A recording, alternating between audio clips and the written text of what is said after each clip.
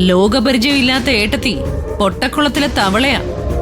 വെറുതെ വായി തോന്നുന്നത് പറഞ്ഞു നടക്കരുത്. നിധിക്കെതിരെയുള്ള കേസ് സ്ട്രോങ് ആണ്. വെറും സ്ട്രോങ് അല്ല, ഡബിൾ സ്ട്രോങ് ആ. ഇനി നിധിയെ പുറത്തിറക്കിയേ പറ്റൂന്ന് ഏട്ടത്തിക്ക് അത്ര നിർബന്ധമാണെങ്കിൽ ഞാൻ പറഞ്ഞ ഒരൊറ്റ വഴിയേ അവശേഷിക്കുന്നുള്ളൂ. ശിവാനി പറയുന്നത് അനുസരിക്കണം. കണ്ടീഷൻ വളരെ സിമ്പിളാ.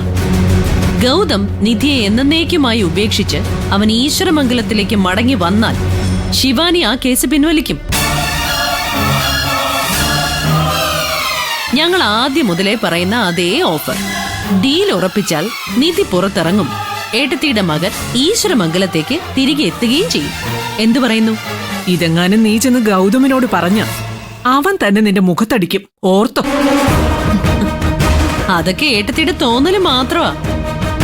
ഗൗതം പതുക്കെ പതുക്കെ മെരുങ്ങി തുടങ്ങി കഴിഞ്ഞു.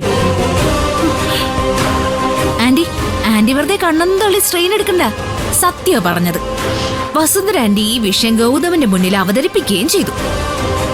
ഗൗതം ഒരു 60% സമ്മതിച്ചിട്ടുണ്ട്. ഇനി ഒരു 40% ഉണ്ട്. അത് ഏട്ടത്തിയുടെ കയ്യിലാ. ബുദ്ധി ഉപദേശിച്ചു കൊടുക്കവന്.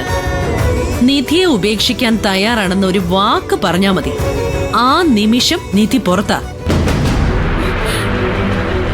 നിധിയോട് ഏട്ടത്തിക്ക് ഒരല്പമെങ്കിലും സ്നേഹം ഉണ്ടെങ്കിൽ, നിധിയെ ജയിലഴിക്കുള്ളിൽ നിന്നും പുറത്തിറക്കണമെന്ന് ആഗ്രഹിക്കുന്നുണ്ടെങ്കിൽ പോയി ഗൗതമിനെ കാണും. പറയവനോട് നിധിയെ ഉപേക്ഷിച്ചിട്ട് വരാൻ.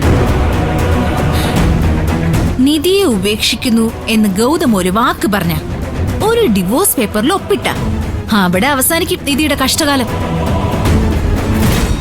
തീരുമാനിക്കേണ്ടത് ആന്റിയാണ്.